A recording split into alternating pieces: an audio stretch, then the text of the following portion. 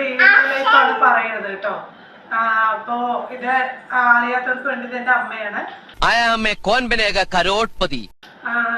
ഞാന് രാവിലെ ഒരു 4 മണിയാകുമ്പോ എണീക്കും.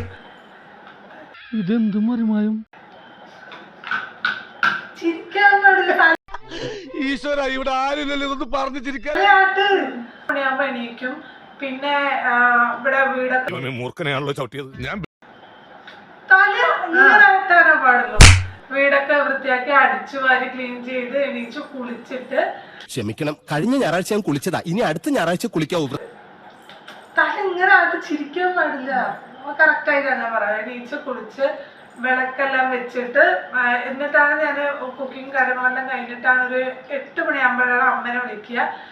2 പശു ഉണ്ട്. അപ്പൊ പശുവിനെ കറന്ന് പാല് സൊസൈറ്റി കൊണ്ട് കൊടുത്തിട്ടൊക്കെയാണ് ഞാൻ. എനിക്ക് ഭ്രാന്തായി പോയതാണ്, അത് നാട്ടുകാർക്ക് മൊത്തം